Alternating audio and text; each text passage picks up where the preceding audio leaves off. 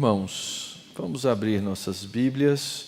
Nossa exposição hoje, a maior parte é no capítulo 10 de Romanos, mas nós vamos começar na última sessão do capítulo 9. Então nós vamos começar em 9:30 de Romanos e depois vamos entrar pelo capítulo 10 até mais ou menos metade do capítulo, um pouco mais da metade. Romanos, capítulo 9.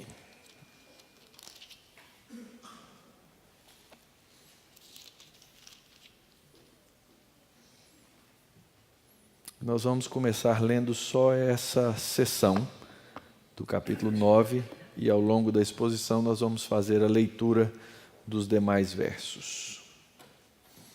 Romanos 9:30, diz assim a palavra do Senhor. Que diremos, pois? Que os gentios que não buscavam a justificação vieram a alcançá-la. Todavia, a que decorre da fé. Israel, que buscava a lei de justiça, não chegou a atingir essa lei. Por quê? Porque não decorreu da fé, e sim como que das obras. Tropeçaram na pedra de tropeço, como está escrito: eis que ponho em Sião uma pedra de tropeço, rocha de escândalo, e aquele que nela crê não será confundido. Vamos orar?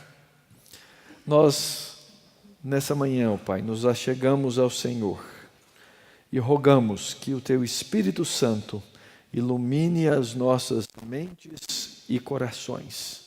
E assim, ó Pai, possamos ouvir a Tua voz conforme se encontra na Tua santa palavra. Dá-nos entendimento, dá-nos clareza, dá-nos perspectiva. Convence-nos, ó Deus, daquilo que precisamos ser convencidos. Consola-nos, ó Deus, naquilo que precisamos ser consolados. Confronta-nos naquilo que precisamos ser confrontados. Porque o Teu Espírito Santo, conforme prometido, faz essas coisas pelo Teu povo, é que nós rogamos. Que as palavras dos meus lábios e o meditar do meu coração sejam agradáveis na Tua presença, Senhor meu, rocha minha, Redentor meu.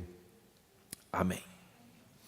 Quando nós olhamos para o mundo à nossa volta, nós vemos que ele tem milhares de religiões, inclusive milhares de igrejas. Milhares de igrejas, irmãos, literalmente são abertas diariamente ou a cada ano. Milhares de igrejas. E quando você andar um dia, se tiver tempo, você puder andar pelas ruas desse bairro, e eu já fiz isso muitas vezes. De vez em quando eu pego o carro e saio andando por aqui, vendo o que existe na nossa região, orando, pedindo orientação de Deus. E eu vejo muitas coisas aqui em volta. Muitas religiões acontecendo. Religiões, algumas que demonstram alguma devoção, algumas que são extremamente estranhas, e inclusive as chamadas religiões seculares, nas quais os homens se entregam ao secularismo para praticar tantas coisas que são inconvenientes aos olhos de Deus. Mas quando nós buscamos resumir quais tipos de religião existem no mundo, nós podemos dizer que só existem dois tipos de religião. Existem as religiões das obras, que são aquelas religiões nas quais os homens tentam justificar a si mesmos, seja diante de um Deus que eles acreditam, seja diante do seu próximo, ou seja diante do seu próprio coração, porque o homem tem uma consciência, então ele fica tentando se justificar. É quando o homem diz assim: eu sei que eu tenho algumas coisas ruins, mas tem alguém que é pior do que eu. Eu sei que eu fiz uma coisa péssima aqui, mas alguém fez uma coisa pior do que eu. Eu sei que lá no meu trabalho alguém eu falei mal de alguém, mas alguém já falou pior de mim. A gente vai se auto-justificando para ter um pouquinho de paz no coração, porque nós temos consciência. Eu sei que tem gente que parece que não tem, mas ela está lá, ela pode estar cauterizada, ela pode estar endurecida, mas os homens têm. Às vezes os homens creem em uma divindade, e eles então estão se justificando diante dessa divindade com seus afazeres. E aqui nesse bairro é cheio dessas religiões. Gente que acredita que pode fazer o bem, de maneira que fazendo X bem, ele consiga anular o X mal que fez. Então ele se justifica diante de uma suposta divindade, dizendo, não, eu já fiz mais bem do que mal. Quando eu passar por aquela religião da balancinha, sabe? A religião da balança, coloca o bem de um lado e o mal de outro, o meu bem vai ganhar, vai pesar mais e eu vou sair bem na fita diante dessa divindade. Existe a religião do bem social. Então, alguns tentam se justificar diante de Deus, porque acreditam numa divindade. Mas há aqueles que tentam se justificar diante da cultura, da sociedade. Eu quero fazer o bem porque, afinal de contas, o que as pessoas pensam de mim é o que é mais importante. Então, se isso é o que é mais importante, eu tento me justificar. É um processo de autojustiça social, no qual eu tento, então, me colocar numa posição em que as pessoas vão achar que eu sou bom. É óbvio que em todas essas existem os seus contrastes e opostos.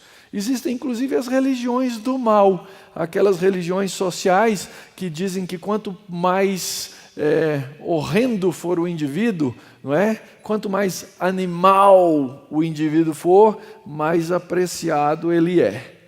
Então essa é uma das categorias das religiões. E existe uma só religião, que é a religião da graça.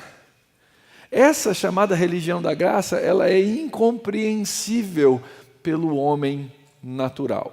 É uma religião que diz que o homem é incapaz de agradar a Deus, que o homem é incapaz até mesmo de agradar-se a si mesmo, porque ele tem uma consciência e lá no fundo ele sabe que ele não é aquilo que ele pensa ser, e o homem ele não consegue agradar a Deus. Então, a religião da graça vem. E a religião da graça diz o seguinte: existe um Deus soberano, bondoso, eterno, imortal e justo. E porque você não pode fazer nenhuma dessas coisas, Ele mesmo faz todas essas coisas no seu lugar e gratuitamente te entrega uma justiça. Esse é o resumo mais simples que eu poderia dar para você do que é o cristianismo. E é sobre esse tema que o apóstolo Paulo vai lidar nessa sessão de Romanos que estamos trabalhando.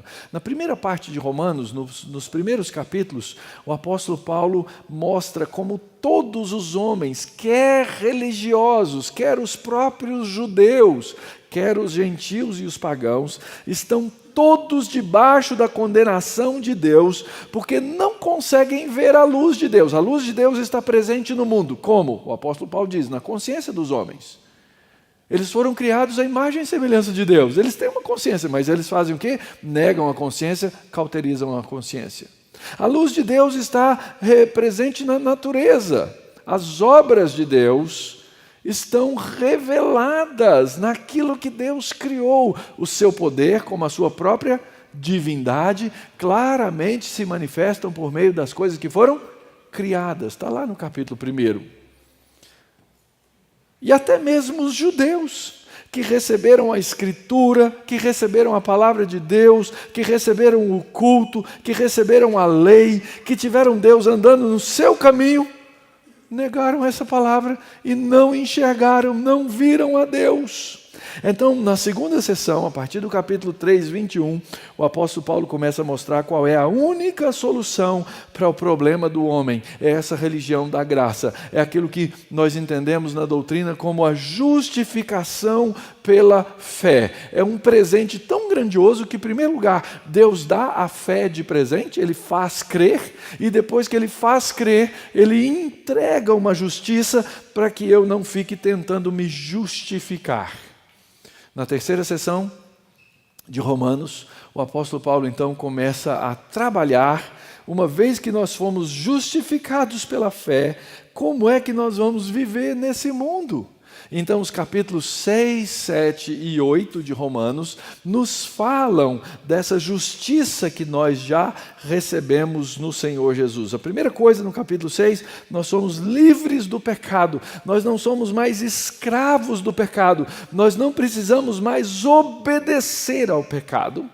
No capítulo 7, ele nos mostra que nós somos agora livres da escravidão da lei, nós não somos salvos por essa lei, então nós somos livres dessa escravidão. E no capítulo 8, o apóstolo Paulo mostra então como o Espírito Santo trabalha na nossa vida, como o Espírito Santo orienta a nossa vida, para que nós possamos de fato viver vidas de santificação. E agora então vem a quarta grande sessão, que nós começamos no domingo passado, com a exposição feita pelo reverendo Jonatas no capítulo 9, que era a grande pergunta daqueles homens que estavam na igreja de Romanos, de Roma, e que ficavam perguntando, mas Paulo, você está dizendo que tudo aquilo que Deus havia prometido para o povo de Israel no Antigo Testamento não está valendo mais? Que agora essa salvação chegou para os gentios, como para muitos gentios, e que os israelitas ficaram para trás? Como fica a situação de Israel diante das promessas de Deus e diante dessa justificação pela fé? E então, no capítulo 9, o apóstolo Paulo fala, em primeiro lugar, da sua tristeza. Ele chega a dizer, no comecinho do capítulo 9, se eu pudesse me entregar no lugar deles, eu me entregaria, mas não resolveria nada. E aí, então, as três primeiras grandes perguntas que o apóstolo Paulo responde e que nós vimos no domingo passado. Como é que fica a questão da fidelidade de Deus a Israel, se agora Deus está salvando mais gente do que o povo de Israel? Deus foi infiel? E a resposta é não, Deus não foi infiel. Porque o apóstolo Paulo explica que Deus, tendo escolhido a Israel, escolheu o Israel da fé, e não o Israel étnico. Os judeus achavam que pelo simples fato de terem nascido judeus, eles já eram salvos, não precisa fazer nada. E o apóstolo Paulo diz que não é assim, que existe um Israel que está dentro da nação de Israel e que vai além da nação étnica de Israel. Às vezes as pessoas acham, às vezes os filhos de presbiterianos acham, porque meu pai é presbiteriano, porque minha mãe é presbiteriana, então eu automaticamente sou presbiteriano e estou salvo. Isso não vale para a fé verdadeira. Os judeus achavam isso. E aí então o apóstolo Paulo explica como é que a doutrina da eleição funciona de uma forma abrangente além da nação de Israel. Aí vem a segunda pergunta. Então a salvação é porque Deus escolheu pessoas para a salvação? E a resposta é sim. Mas se Deus escolheu para a salvação, Ele não é injusto? Essa foi a segunda pergunta. E a resposta do apóstolo Paulo é não. Por que ele não foi injusto? Porque Deus é o Deus soberano, porque Deus é o Deus eterno, e na sua eterna soberania, Ele já diz desde a lei que foi entregue para Moisés, eu salvo quem eu quiser salvar, eu terei misericórdia de quem eu tiver misericórdia. Então eu não tenho que justificar a Deus, porque Deus, sendo justo, Ele escolheu, e Israel mostrou-se incrédulo. Essa é a argumentação do apóstolo Paulo. E aí vem a terceira pergunta, mas se Israel é incrédulo e Deus escolheu e elegeu, então a culpa é de quem? É de Deus, porque não escolheu Israel. Então toda a argumentação do apóstolo Paulo no capítulo 9 é em cima da doutrina da eleição. E agora, na quarta pergunta, essa que lemos no finalzinho do capítulo 9, vem a próxima pergunta. Bom, se a culpa não é de Deus, mas Ele elegeu, de quem é a responsabilidade? E esse então é o nosso primeiro ponto. O apóstolo Paulo pergunta: que diremos, pois? Ele vai terminar sua argumentação com essa pergunta que ele mesmo vai responder. E ele então vai explicar, olha, para ser bem sintético, nós já lemos o texto. Os gentios não buscavam santificação, mas foram justificados. A justificação deles era uma justificação que vem da fé. Israel, que buscava a lei da justiça, não alcançou o alvo, não atingiu o alvo. Então essa é a realidade que está diante dos olhos da igreja de Roma, que está diante dos olhos da igreja no mundo, em todos os tempos, em todas as épocas. Se eu perguntar aqui, quantos de vocês são israelitas? Quantos são judeus? Quantos têm sangue de Abraão? Quantos vão levantar a mão? Só eu. Eu tenho sangue judeu. A minha avó materna era filha de judeus. Então, pelo lado da mãe, eu recebi sangue judeu. Estou acima de vocês, porque eu tenho esse sangue judeu. Não. Não existe isso.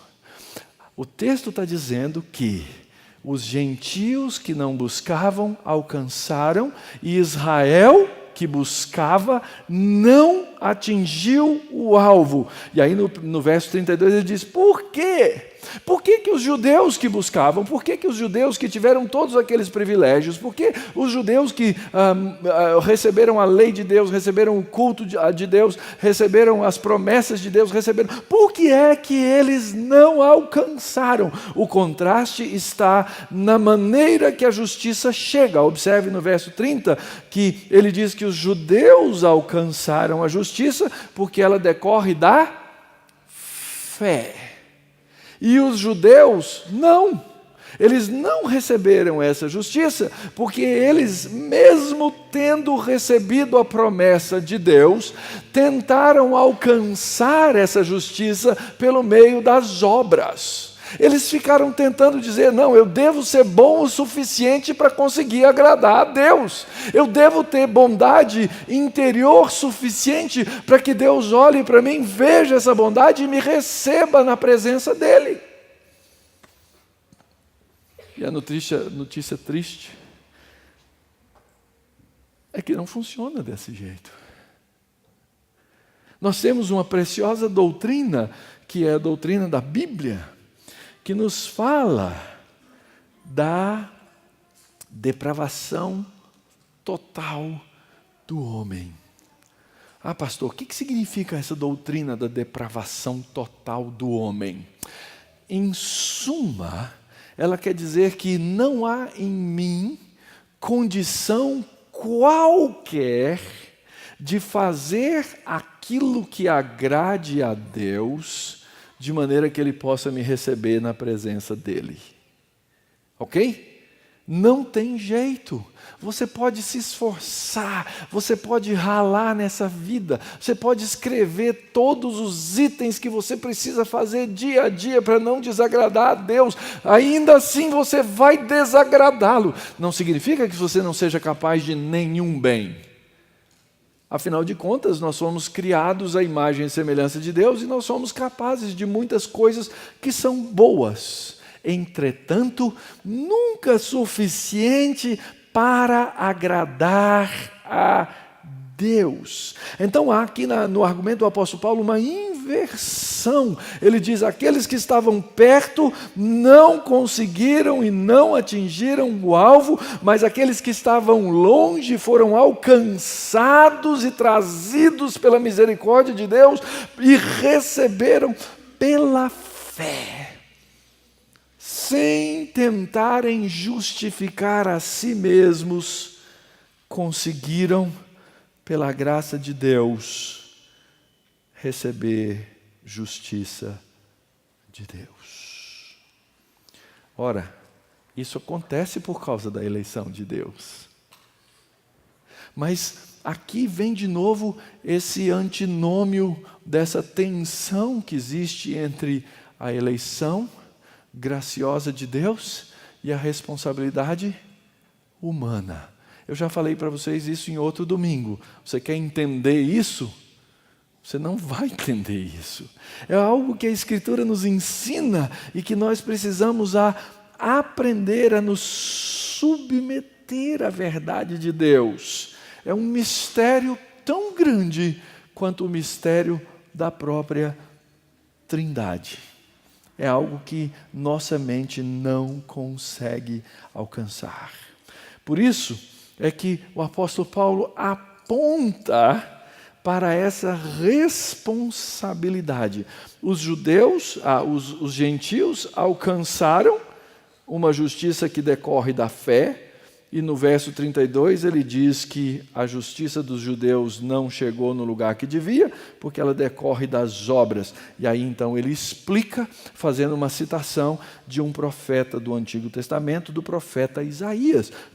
Tropeçaram na pedra de tropeço, como está escrito: eis que ponho em Sião uma pedra de tropeço e rocha de escândalo, e aquele que nela não crê será confundido. O que Paulo está dizendo é que a lei de Deus, os profetas de Deus anunciaram que a salvação era pela graça daqueles que creem na justiça de Deus, assim como Abraão creu. Os judeus não creram, e esse texto diz: eis que ponho em Sião uma pedra de tropeço, e a pedra de tropeço quem é? Cristo. Esse Cristo é colocado lá, e ela se torna uma rocha de escândalo. Entretanto, aquele que nela crê não será confundido. Ou seja, os judeus não creram naquela pedra, não creram naquela rocha. O apóstolo João diz que ele veio para os que eram seus e os seus não o receberam, rejeitaram a Cristo e foram confundidos. Mas quem nela crê não será confundido. E assim, queridos, é que existe uma abertura para que os povos gentílicos, para que você, para que gente de toda raça, língua, nação, possa vir a crer no Senhor Jesus. Então, resumindo essa parte, existem dois tipos de religião. Uma que é das obras e da fé. Numa você ganha todas as coisas, inclusive a justiça do Filho de Deus pela graça, e na outra você procura obter justiça pelos seus feitos, não consegue e não ganha nada. E a minha pergunta para você nessa manhã é: qual é a sua religião? Porque eu não estou perguntando se você é presbiteriano, se você é batista, se você é de outra denominação evangélica ou de uma outra religião. Porque em cada uma dessas que eu citei aqui agora, existem sim, como os judeus, aqueles que acreditam em si mesmos. Hoje nós recebemos irmãos aqui na família da fé. Eles agora são parte da membresia da nossa igreja. Isso não lhes garante a salvação. Nós conversamos, sentamos com eles, o reverendo Jonatas fez a entrevista com eles, perguntou a respeito do Salvador deles, quem é. Eles responderam tudo direitinho, graças a Deus. Pela profissão de fé, pelo testemunho deles, nós acreditamos que eles são parte da família da fé. Mas é claro que existe no nosso meio gente, às vezes até crente, mas que não entendeu com clareza a profundidade da graça e fica tentando se salvar pela fé. Ou pelas obras. Eu vi a cara da Cleodia assim enrugada, eu falei assim: falei uma bobagem. Daqueles que acreditam que vão se salvar pelas obras. É a religião da estatística. Quantas vezes eu vim à igreja, quantas vezes se eu fui fiel nos meus dízimos, nas ofertas. E nós vamos tentando fazer uma religiãozinha de obras. E Deus condena essas coisas. Se você é crente, mas associa essas coisas, cuidado, porque você não vai viver a verdadeira liberdade em Cristo. Eu sei que tem o outro lado. Tem aqueles que conhecem a religião da graça e dizem assim: tudo é graça, então agora eu posso viver do jeito que o diabo gosta. E esses aí apenas provam que não conheceram a verdade da graça.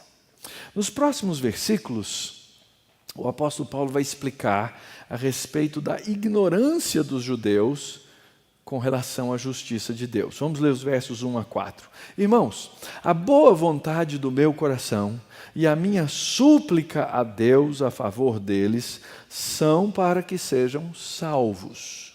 Porque lhes dou testemunho de que eles têm zelo por Deus, porém não com entendimento, porquanto desconhecendo a justiça de Deus e procurando estabelecer a sua própria, não se sujeitaram a que vem de Deus, porque o fim da lei é Cristo para a justiça de todo aquele que nele, todo aquele que crê. Israel ignorou a verdade de Deus e da sua justiça conforme exposta na sua palavra. De novo, o apóstolo Paulo diz assim: eu sou judeu, eu amo o meu povo judeu, eu oro a Deus a favor deles para que sejam salvos. Primeiro, essa é uma oração calvinista. O calvinista, ele pode orar para que alguém seja salvo, porque nós acreditamos que a salvação vem de Deus, e ela é soberana, e ela vai e toca a vida das pessoas, e Deus salva. Se você acha que Deus, que cada um escolhe ser salvo ou não ser salvo, você não pode orar pela salvação do incrédulo, porque você está sendo contraditório na sua teologia. Esse é o primeiro argumento. O apóstolo Paulo podia fazer isso. Irmãos, eu quero que o meu povo seja salvo. E ele explica, porque eu dou testemunho, eles têm zelo por Deus, mas é um zelo ignorante, é um zelo que não tem entendimento da verdade de Deus conforme explicada na Escritura. É como se eles, por exemplo, tivessem lido Gênesis no capítulo 15, quando o texto lá diz, e Abraão creu, e isso lhe foi o quê? Imputado para a justiça, e eles simplesmente ignorassem esse texto da palavra de Deus. Assim, eu não quero saber desse negócio de imputação da justiça de Deus. Eu quero ser salvo por aquilo que eu faço. E não é isso que o nosso orgulho diz para nós mesmos, irmãos? A religião da graça é uma religião humilhante. O orgulho do homem não deixa que ele receba isso de graça. Nós somos assim. Não, eu quero fazer alguma coisa por mim mesmo. Eu tenho que manter a minha dignidade. Eu tenho que manter a minha grandeza. Eu vou me salvar. Os judeus fizeram isso.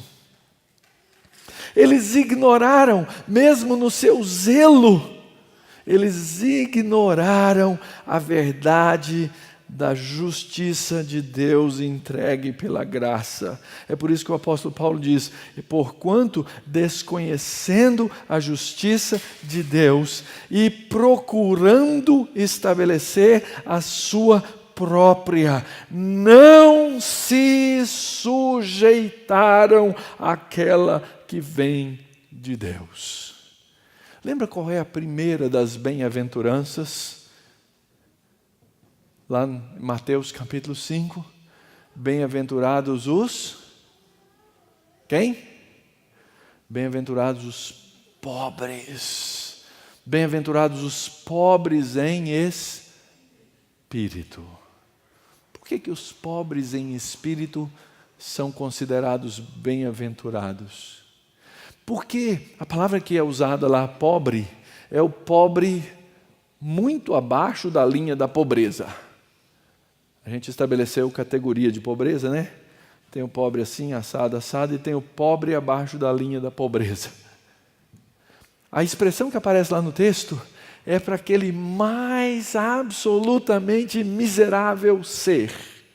E o texto está dizendo, bem-aventurado é esse pobre de espírito, por quê? Porque ele chega diante de Deus e diz assim, Deus, eu estou aqui na tua frente, eu estou perante a tua face, e eu não tenho absolutamente nada para te oferecer. É esse estado de pobreza. Nada para oferecer a Deus. Sabe o que você tem para oferecer a Deus? Nada! Essa é a justiça que os judeus não entenderam. Eles se tornaram fanáticos. O fanatismo judaico do farisaísmo na época de Jesus era louco, era tresloucado. No capítulo 8 de João, o Senhor Jesus está lá num diálogo, num embate com eles, e Jesus diz assim para eles: e conhecereis a verdade, e a verdade vos libertará. Texto bem conhecido, não é? Qual foi a resposta dos judeus? Não, você está dizendo que vamos conhecer a liberdade? Nós somos judeus, rapaz, nós somos filhos de Deus. Nós nunca fomos escravos de ninguém. Eles eram tão loucos que eles esqueceram da escravidão no Egito, eles esqueceram da escravidão na Babilônia, eles esqueceram que estavam debaixo do domínio romano. O orgulho deles era tão grande que eles disseram assim: nós somos filhos de Abraão, nós não somos escravos de ninguém. E lembra qual foi a resposta de Jesus? Vós sois filhos do... Tem coragem de dizer a palavrinha? Pode falar. Vós sois filhos do diabo, que é o vosso pai. Gente, não precisa ter medo de falar a palavra diabo, não. Se falar 3 vezes, ele não aparece, tá? Diabo, diabo, diabo. Não vai aparecer, não. Nós não precisamos ter medo do diabo. Jesus disse: vós sois filho do diabo, que é o vosso pai. Não importa que vocês tenham sangue de Abraão correndo nas suas veias. Sabe por quê? Porque vocês não entenderam a justiça de Deus. E aí então o apóstolo Paulo conclui dizendo: porque o fim da lei é Cristo, para a justiça de todo aquele que nele crê. Os teólogos, os intérpretes, tem uma luta grande para chegar à conclusão do que significa esse fim da lei é Cristo. A palavra fim aqui é uma palavrinha que significa conclusão, que significa também alvo. E aí eles ficam entre um e o outro. E eu fico com os dois.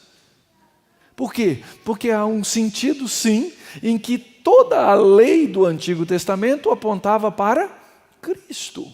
Tudo que estava lá nos profetas, na lei, nos escritos, conforme o próprio Senhor Jesus diz em Lucas capítulo 24, apontava para Ele.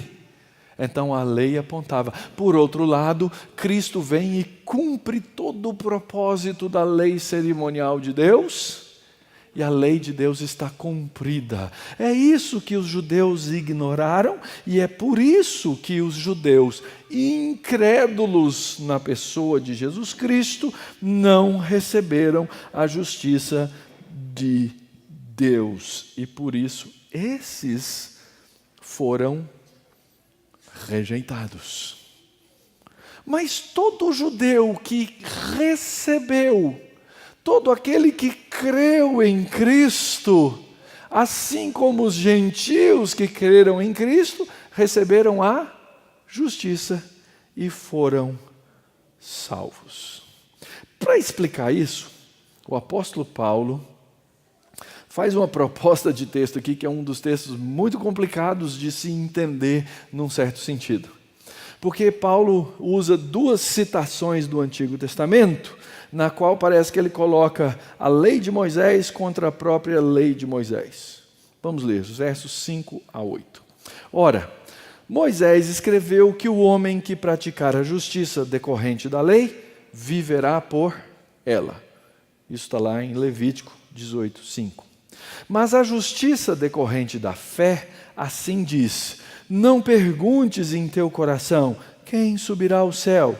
Isso é, para trazer do alto a Cristo, ou quem descerá ao abismo, isto é, para levantar Cristo dentre os mortos. Porém se diz: a palavra está perto de ti, na tua boca e no teu coração. Isto é, a palavra que pregamos. Primeira citação do apóstolo Paulo, que vem do livro de Levítico, ela é verdadeira, é palavra de Deus e ela não pode se contradizer. Então, o que Paulo está nos mostrando na lei de Moisés? Ora, o homem que conseguir cumprir os mandamentos de Deus, vai ter vida. Essa é uma verdade da Escritura. E essa é uma verdade para você também. Vou dizer para você, olha, você quer ser a salvação, você quer a salvação, você quer estar de bem com Deus, sem a pessoa de Cristo, num certo sentido, é muito fácil aquilo que eu vou dizer. Cumpra toda a lei e você vai ficar bem com Deus, ok? Pode ir para casa. Vai lá cumprir a lei. Domingo que vem você vem me dizer o resultado. E você vai chegar para mim e vai dizer assim, pastor, falhou. Eu estava indo bem até quarta, pastor, mas na quinta-feira não rolou. Deu problema. E olha, eu duvido que tenha ido bem até quarta, mas tudo bem. Talvez hoje mesmo seja o problema. Nosso coração é cheio de iniquidade. E o problema nosso é que quando a gente quebra um elo da lei de Deus, nós quebramos todos os mandamentos. É tudo uma sequência. E nós pecamos por pensamentos, nós pecamos por palavras, nós pecamos por atitude, porque assim nós somos. É a nossa velha natureza pecaminosa. Mas o que Paulo diz aqui, que vem de Moisés, é verdade. O homem que praticar a justiça decorrente da lei vai viver por ela. Ponto. Mas aí o apóstolo Paulo faz a outra citação. Mas, por quê? Porque essa é a possibilidade da salvação pelas obras. Ok? Ela existia na manutenção da vida no jardim do Éden. Mas a justiça que é decorrente da fé, que é o oposto das obras, diz assim, não perguntes em teu coração quem vai subir o céu, isso é para trazer do alto a Cristo, ou quem vai descer do abismo, isso é para levantar Cristo dentre os mortos. Paulo, o que é que o Senhor quer nos dizer com isso? Eu tentei esclarecer no próprio texto. Vamos lá, não perguntes em teu coração quem subirá ao céu. Essa é uma citação de Romanos, de Deuteronômio, no capítulo 30. Lá no capítulo 30 de Deuteronômio, nós temos a sequência de um texto onde Moisés havia proposto diante do povo as bênçãos e as maldições, quando Deus fez com o seu povo uma nova aliança, e Moisés aqui repete essa aliança. Quando nós chegamos no capítulo 30, o texto diz assim, quando pois todas essas coisas vierem sobre ti, a bênção e a maldição que pus diante de ti, se te recordares delas entre todas as nações, para onde te lançar o Senhor, e se tornares ao Senhor teu Deus, tu e teus filhos de coração e de toda a tua alma. Então ele está dizendo, vocês vão pecar. Mas se vocês se voltarem de coração e derem ouvido aquilo que eu ordeno, então, verso 3, o Senhor vai mudar a sua sorte, Deus vai se compadecer de ti, vocês vão estar espalhados entre as nações, mas Ele vai te ajuntar de novo de todos os povos entre os quais havia te espalhado. E aí então é que ele vai dizer no verso 12 do texto, não está nos céus para dizeres, quem subirá por nós aos céus, que nos traga e nos faça ouvir para que o cumpramos? Então Paulo pega a palavra de Moisés e a interpreta à luz de Cristo. Então não perguntes no teu coração, quem vai subir ao céu? E aí ele diz, para trazer do alto a Cristo. Vocês estão achando que ele nunca veio, mas ele já veio, ele já encarnou, ele já viveu na terra. Então ninguém precisa repetir essa pergunta feita por Moisés em Deuteronômio 30:12, ou quem descerá ao abismo em 30:13, isso é, para levantar Cristo dentre os mortos, como se ele já não tivesse ressuscitado dos mortos para nos trazer novidade de vida. Então Paulo faz uma interpretação dessa lei que deve operar no nosso coração. Por isso ele diz, porém que se diz, e aí ele cita o próximo verso de Deuteronômio 30, a palavra está perto de ti, na tua boca e no teu coração. E ele cita então, mais uma vez Deuteronômio, e ele diz, isso é a palavra da fé que pregamos. Deus está próximo de nós, e essa palavra é Jesus Cristo. Essa palavra é esse Senhor dos céus que a nação judaica rejeitou. Não só rejeitou, mas entregou para morrer na cruz, para cumprir o plano de Deus. Então, existe salvação pelas obras? Eu posso dizer que sim. Só que não há ninguém que consiga cumpri-la, exceto um. Quem foi que meritoriamente ganhou a salvação no nosso lugar? Jesus Cristo. Por quê? Porque ele cumpriu toda a lei, sendo homem como nós, e, segundo o autor de Hebreus, sendo tentados à nossa semelhança em todas as coisas, ele jamais pecou, ele jamais quebrou uma cedilha ou ungiu as menores partes da letra da lei, para que nós pudéssemos ser salvos. E isso os judeus nunca entenderam. Mas aqueles que são gentios, que somos nós, pela graça recebemos essa palavra da fé que foi pregada pelo apóstolo e que hoje é pregada por nós. E aqui, queridos, cabe uma lembrança. Você tem pregado a palavra da fé? Às vezes a gente tem vergonha de pregar o Evangelho, porque o Evangelho, segundo a própria Escritura, ele é uma loucura, ele é uma afronta.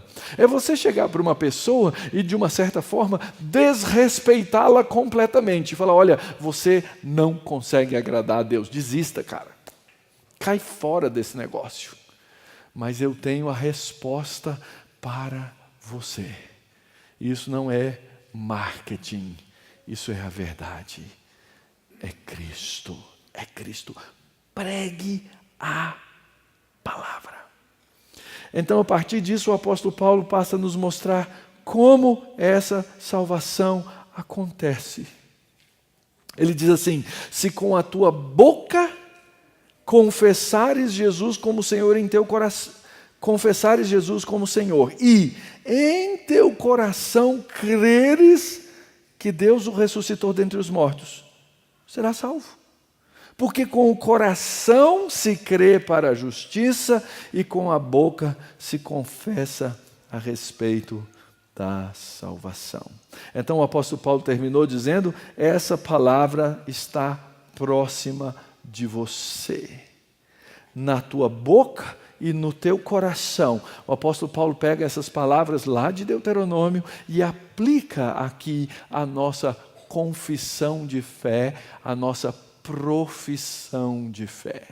De novo, aproveitando o exemplo do que aconteceu aqui hoje com os nossos irmãos. Nossos irmãos vieram aqui à frente e o reverendo Jonatas fez a eles uma série de perguntas de confirmação, porque eles já haviam publicamente professado a fé. Mas ele fez uma confirmação. Você crê na Escritura, você crê que Jesus é o único Senhor, você se compromete a isso e etc, etc. É uma simples profissão de fé que precisa ser por nós articulada. E o meu desejo, a minha oração, que essa profissão de fé feita aqui por esses irmãos diante dessa comunidade na qual eles entraram em aliança, em pacto, e feita por todos aqueles que são membros aqui dessa igreja, seja a mesma profissão de fé feita por cada um de nós em qualquer lugar aonde formos. Você pode professar essa fé no seu trabalho e deve. Você pode professar essa fé na sua escola e deve. Você deve professar essa fé com o seu vizinho e deve. Nós fomos chamados para articular a fé, queridos. Não tem jeito da pessoa que está passando aí na rua ser salva, senão por esse instrumento que Deus resolveu salvar as pessoas. A profissão da nossa fé. Essa vai ser a mensagem do próximo domingo, sobre o Evangelho, como é que o Evangelho chega nas pessoas. Mas nós temos que ter uma profissão articulada com a nossa boca, e isso tem que ser o conteúdo que move a nossa vida, que move o nosso coração, que nos direciona a todas as coisas. Para quem, pastor, eu devo pregar esse evangelho? Para quem é a salvação? Afinal de contas, alguns vão dizer assim: Deus já tem os seus eleitos mesmo. Deus já tem os seus escolhidos mesmo. Tem gente que olha para o calvinismo nessa caricatura. Isso é uma caricatura. Diz assim: se Deus é soberano, se Deus elegeu, se Deus predestinou, por que eu vou pregar o Evangelho? Vou dizer, esse é um entendimento tão fraco quanto o entendimento dos judeus no Antigo Testamento, e que rejeitaram a Cristo. Porque a doutrina da eleição do povo de Deus é exatamente aquela doutrina que nos diz a quem devemos pregar, porque ela nos instrui para quem é a salvação. Vamos ver os versos 11, 12 e 13 para concluir. Porquanto a Escritura diz: todo aquele que nele crê não será confundido. Pois não há distinção entre judeu e grego, uma vez que o mesmo é o Senhor de todos, rico para com todos os que o invocam, porque todo aquele que invocar o nome do Senhor será salvo. Percebe a diferença entre a justiça das obras, a justiça da lei e a justiça da fé? A justiça da lei, ela só estava disponível para a nação de Israel. Mas a justiça da fé está pronta e disponível a todos. Eu não disse no começo aqui que se você orar a Deus e invocar a Deus com sinceridade no coração, em nome de Jesus Cristo, Ele ouve as orações? Sabe por que eu disse isso? Não porque eu inventei, não porque eu sou criativo, mas é porque o que a Escritura nos ensina. Ele ouve aqueles que o invocam. Nós invocamos o nome do Senhor e somos salvos. Ah, que evangelho maravilhoso, queridos. Que graça tremenda. E de vez em quando eu prego aqui de cima, falo essas palavras e as pessoas vêm conversar e dizer assim: pastor, hoje eu entendi, eu acho que eu sou salvo, porque eu invoquei o nome de Deus, e aí lá no fundo eu sei quem começou esse processo. Não fui eu, não foi Ele, foi Cristo. Que coisa maravilhosa, irmãos. Poder proclamar esse evangelho e saber que o Espírito Santo de Deus age para a salvação. Aqueles que procedem da justiça da lei não entendem isso. Lembra do exemplo do profeta Jonas? Lembra? A religião era tão endurecida que Deus falou assim: Jonas, sai daqui, vai pregar o evangelho em Nínive. Jonas fez o quê? Pegou um barco para o outro lado do mundo tentando fugir de Deus. Quando Deus chegou e falou assim: Jonas, o que é que você está fazendo, meu filho? Ele falou assim: eu sei quem é o Senhor, viu? Eu sei que o Senhor é misericordioso, viu? E se eu for lá e pregar o evangelho, eles vão se converter, e eu tenho raiva daquele povo. É o exemplo clássico da chamada justiça da lei, que não quer que a graça chegue na vida dos outros. Mas aí eu faço um desafio para você. Se você conhece a justiça da fé, se você conhece o evangelho da graça, por que é que você está calado? Por que de repente as pessoas descobrem que você é crente? Ué, não sabia que você era crente. Não, é que eu trabalho no serviço secreto de Jesus. Eu estou aqui entendendo as táticas de Satanás. Cuidado, queridos. Você foi chamado para proclamar a justiça da fé. Tem gente passando aqui nessa rua hoje, que pode ser o eleito, acabou de passar um senhor lá do outro lado com um fone de ouvido. Quem dera ele estivesse ouvindo essas palavras, e elas chegassem no ouvido daquele homem, e ele ouvisse da justiça da fé, e fosse salvo. Nós precisamos fazer isso, irmãos. Nós precisamos pregar esse evangelho da graça. Nós fomos chamados para proclamar uma mensagem maravilhosa de um Deus tremendo que salva pecadores endurecidos. Sabe aquele cara que você fala assim, esse aí não tem jeito? Você não conhece quem é essa pessoa nas mãos do Deus da graça. Não deixe de orar pelos seus parentes. Sabe aquele parente que você falou assim, esse aí já está jogando pérola para os porcos? Não deixe de orar. Não deixe de pedir. Não deixe de clamar. Não deixe de pregar. Porque esse é o evangelho da graça de Deus. Concluindo, queridos, o que faremos? Primeiro, na história da Bíblia, existe só um evangelho. Não existem dois evangelhos. O evangelho do Antigo Testamento, que era pela lei, o evangelho do Novo Testamento, que é pela graça. Não, Deus não converteu do Antigo para o Novo Testamento. Tá? Foi sempre o mesmo Deus, foi sempre o mesmo evangelho, foi sempre a mesma graça. Por isso, quando o homem tenta se salvar pelas obras, lembre, isso exclui a salvação da fé. E aqui fica uma admoestação para você. Isso que nós fazemos aqui, chamado culto público, ele tem que ser para nós cristãos um tempo de prazer e alegria e deleite no Senhor. Eu gosto de lançar esse desafio. Se você não tem deleite no culto a Deus, você precisa se questionar. Você precisa questionar o seu próprio coração.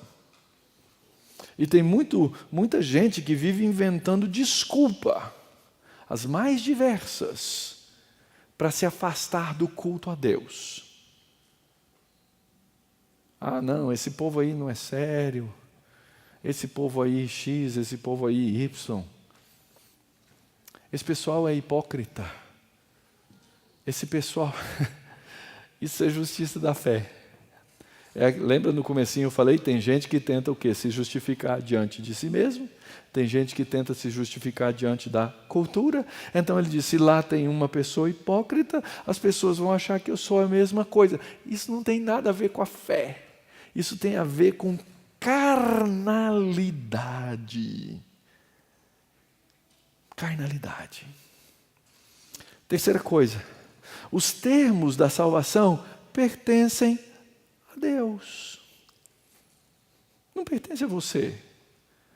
A Denise não se salvou. O Otávio não se salvou. O Tiago não se salvou. Quem salvou todos nós foi Cristo. E Ele, na sua soberana misericórdia, resolveu arrancar pecadores da morte para a vida. Alegre-se nisso e não questione a Deus. Quarto lugar, nós somos libertos em Cristo. Nós recebemos a justiça da fé para que nós agora não tenhamos mais que, como crentes, ficar preocupados com a justiça da lei. O que o senhor está querendo dizer, pastor? Eu estou querendo dizer o seguinte, você não está liberado para pecar, ok? Deus não disse assim, agora que você foi salvo pela justiça da fé, faz o que você quiser, porque você já está salvo, vá em frente. Não. A liberdade que Deus te deu pela justiça da fé é para que você comece a aprender a amar a lei de Deus.